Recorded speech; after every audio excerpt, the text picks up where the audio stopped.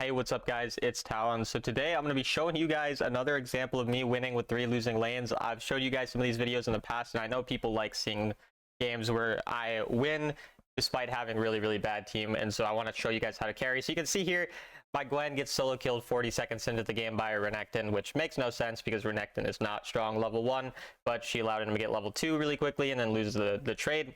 And then you're going to see in about another 40 or 50 seconds, my top side is also going to die. And then my mid laner is going to lose his lane priority. And so I'm pretty much just going to explain to you guys how to win when these types of things happen. And that's largely going to be through just really focusing on efficiency and trying to get the game to go later while you're still strong. So a lot of people will try to remedy an issue of 3 losing lanes by over ganking. So you can see here even their Kayn is ganking at 1 minute and 20 seconds, which is not a good play. And you might think, well, he gets a kill, it works out. This is a good play by him, right?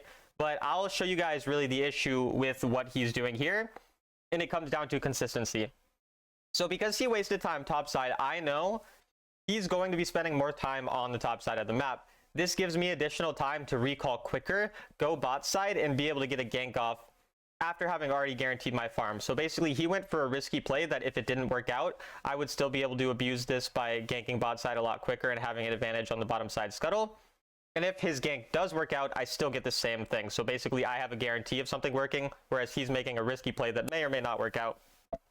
And you're going to see how that leads me to then getting a free kill here and being more efficient because I was able to obviously, farm a lot quicker without wasting my time going for a gank because I was going for the gank after I cleared all my camps. So the first thing that you need to really understand, regardless of how your lanes are doing, is that you need to really focus on getting your first full clear off 95% of the time and focus on farming. And then don't overforce things on priority or when you don't have priority. Notice how there, my mid laner recalled, the Aurelia was having control over the lane and the Kayn shows up. And instead of forcing on the scuttle, I recall and spend my gold because I don't have anything better to do. And that's another really important thing that you have to understand when your lanes are losing. You cannot overforce because then you're going to get pushed further behind and the enemy are going to pressure you. So even though I get invaded here and the game's not going well, I'm making sure to cut my losses, be happy with the fact that I got a kill, and focus on reaching my Trinity Force before the first dragon. So the main thing, again, focus on efficiency, focus on farming your camps. And sometimes it's not going to work out. Sometimes you're still going to lose the game because your laners are going to do so bad and it's just not going to be winnable. But it's also not going to really be winnable if you force a bunch of ganks, die on those ganks because your laners are losing, and then just fall behind anyways, and it doesn't really matter, right? So generally speaking, this is just going to be a way where you can actually come back in games even when it's not going as well. So here you can see I'm even looking to maybe force a quick gank here because my entire top side's not spawned yet. And so notice how normally I'm telling you guys, right, be really efficient. But I had a topside camp there, and I still decided to go for the gank. So you're probably asking yourself why that is. The reason is because I still had some time before my entire topside spawned. So it's fine for me to waste 10 or 20 seconds right then and there because only one of my 3 camps on my blue side spawned. But once all those camps are up right together, you see how I can farm one after the other, and then my blue buff's even almost coming up, and then quickly I can go here and try to look for a gank right before the blue buff comes up, and I get another kill there off of it. So notice how I'm basically waiting for my camps to all be spawning at a very similar time, and so I'll use that time where they're all kind of trying to spawn to then look for the gank. So even here, while I was waiting for my blue buff to spawn, I went for that play. So I'm finding these timers to get kills where I got that kill on the Blitzcrank, blew the Lucian flash, we killed the Aurelia. We're just using those small timers between our camps spawning to look for the ganks, but I'm not overforcing things. I'm not, wasting time when my camps are up. I'm not trying to go for a gank at 1 minute and 20 seconds when I could be full clearing and getting a guaranteed level 5, getting those ganks later on. And then that leads me to being up a lot of gold on the Kayn here. And then now one of the main things that is ideal is to not overforce on an objective either. I'll go for an objective if it looks, like my laners are fine enough, or I know the enemy jungler's on the opposite side.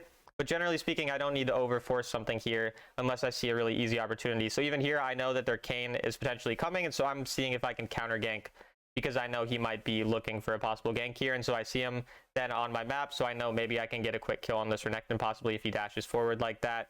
And so then we end up going forward and going onto the Renekton to try to get him, and then we see their jungler go to the other side. So again, I know I have the Herald side because their jungler went to the other side, so it's going to be free for me to do this.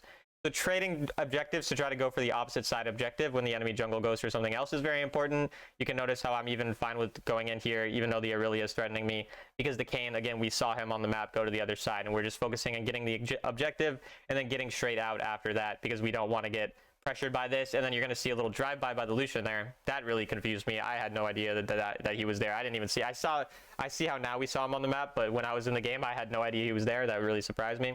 But notice how now we're just going right back to farming. We got the objective. We managed to at least get something out of it. Again, I'm not expecting to be ahead in the early game. Our team is still very behind, even if I'm 4-0. And so the goal is to just continue to get myself strong enough where I can give my team a buffer to get to the late game. Because that's another thing. By farming and becoming strong enough where you're kind of a threat to the enemy, what ends up happening is that you will be strong enough to possibly stall the game out for your team to scale. So even if your laners are not doing well, you'll be fine. And then notice how we saw Kayn on the bot side here, and so I immediately decided to check if his top side camps are up. And we do indeed find that actually his entire red side is up. And so this is where his lack of efficiency really comes to bite him. And then we even find the kill here on Lucian. And then we get his entire top side. So because of the fact that the enemy jungler is not focusing on farming his camps right away, as soon as I see him go for a gank somewhere else, I'm going to utilize that time to get as much gold from him on the opposite side of the map as possible. So notice how, as much as I can be, I'm on the opposite side of their Kayn, making plays on those sides of the map. We're able to get a lot of kills there. And you can see I'm 5-0, despite my team being, if you disclude me, 2-8 right now. So we're really... and now 2-9. So we're really making, you know, a winnable game where the entire team is really behind, doing quite poorly. And that's really like the main key here, where we get the early game to a point where now we're strong enough. I'm going to be able to hit 2 items before the dragon. Maybe I'll even be able to hit 3 items before second dragon. And then that might be a timer where we're actually able to potentially fight here. And so since I'm sitting on a bunch of gold, of course I'm going to recall. I'm going to instantly buy the Heartsteel, which I know you guys used to see me build. Or it looks like I go Death Dance here, right? I remember they're full AD, so I went Death Dance. So now I don't go Heartsteel in this game. Because they are full AD, so it makes more sense to go Death Dance or whatever. I know I used to go GA a lot. I've strayed away from GA because of, you know, it is a bit gold inefficient. I really liked the passive and thought I could get a lot of value out of it before, but I found that when I'd get to the later parts of the game, I'd kind of struggle. So I've been sticking more to Heartsteel now with the better scaling, even if the early game is worse there. Used to be a hater of Heartsteel and jungle, but, you know, I've grown to think that it's actually pretty solid. Even if I don't think it's optimal, I think that it works well for solo queue games where you need to kind of be able to scale and play these games that will get a lot more messy. And then notice again how I really want to speak about this as well. So again, we saw Kayn go topside and die here. We invaded his top side earlier, and we saw him on the bot side. So what I would expect once he'd recalled from that bot side gank is to go top side, because I know he's going to think his camps are up, right? And then because he'll think his camps are up, he'll waste time on this side, and his blue side will be spawning. So then I went into his blue side because I knew he'd still be on red side. And I also have my flash up, so even if I do potentially get put in danger, it's not the end of the world. And then because of that, I'm able to get a camp from him, and now I can go for this gank onto Aurelia right after. And I think we potentially get the kill here on her. We get the stun, and then we're able to... I saw her flash over this way. She thought that she was being sneaky there, but we saw her flash that way, which is kind of funny. Like, we saw the animation, but that was a good try by her to try to flash over the wall to make us think that she flashed in a different direction. But then notice how, because I invaded earlier, I have a timer on his raptors where I'm now able to see on the map when these come up. And so that's how we were able to easily know that that camp was up. And then we're able to force the kill onto the Kayn there with the ultimate. And at this point, I'm just very far ahead. So now I can really utilize my lead to continue to try to snowball as much as possible. But I'm going to keep focusing on efficiency as much as I possibly can as well, because my team is still not very strong. I'm 6-0 now. The kills are 12-11. But a lot of the lead is on me, and so even now I'm going to go invade his blue because I know that he's dead. Notice how I'm ignoring my team because I know they're going to die there. I don't want to give away my 6-kill shutdown. I'd rather just farm this camp and then go and farm the bottom side camps and just focus on, again, getting myself as strong as possible, because I've already noticed my team kind of sucks at the game, frankly speaking. We saw them lose their lanes very hard. We really noticed how we're kind of the sole carry here. And so I'm going to get myself as much gold as possible so I can hit a crazy spike. And then again, remember how they're full AD. They have a bunch of healing. And so I'm hitting Death Dance, Steel Caps, and I believe I hit Bramble Vest as well here, and Trinity Force all before second dragon. So this is a time where I'm absurdly strong. I've hit all of the items that I need to for this fight. I think I might even get Gargoyle. I don't remember specifically. But I'm basically able to get all of the itemization that I could possibly dream of in order to win this fight. And so you're going to see, again, we're going to go for the Bramble. We're going to go for Gargoyle. We got the Death Dance, the Trinity finish. We pretty much unkillable in this fight, so I'm going to definitely try to force as hard as I possibly can to win this fight.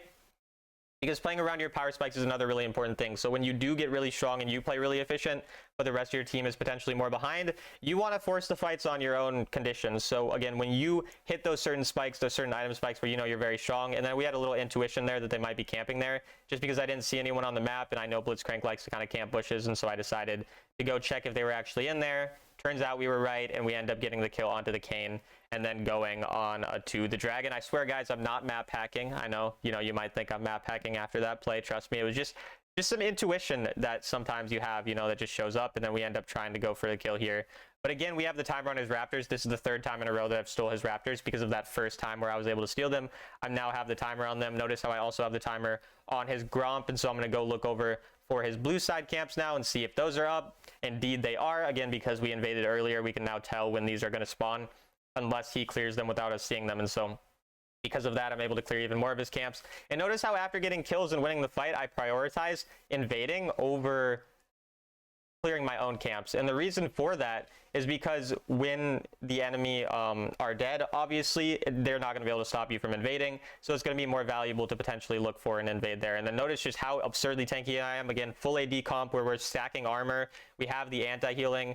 I'm pretty much unkillable in these fights, and notice how we're just easily able to get the double there and then get a couple kills over to our Pyke as well. I mean, at this point, because of the efficiency that we had throughout the game, we are so tanky that now I'm just using, again, notice how instead of recalling for my item here, I'm pushing the turret because 4 of them are dead. And so I'm trying to squeeze as much as I can out of the fact that the enemy are dead here, and then just continue that snowball now. And so this is a game where, frankly, like it looked like everyone was pretty bad on my team. Lissandra didn't play too bad, even though she was like slightly losing lane. It's not like she died a ton or played horrible, but the side lanes were playing really bad and lost their lanes very early on when they should not have.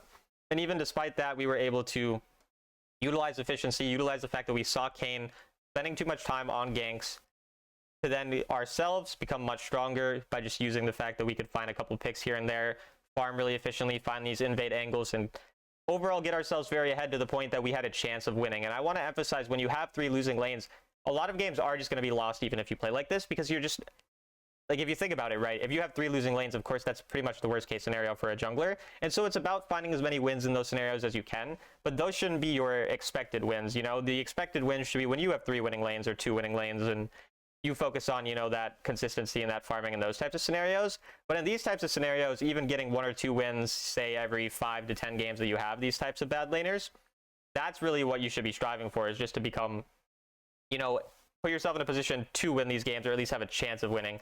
Because you always have a chance of winning when you can at least get yourself strong.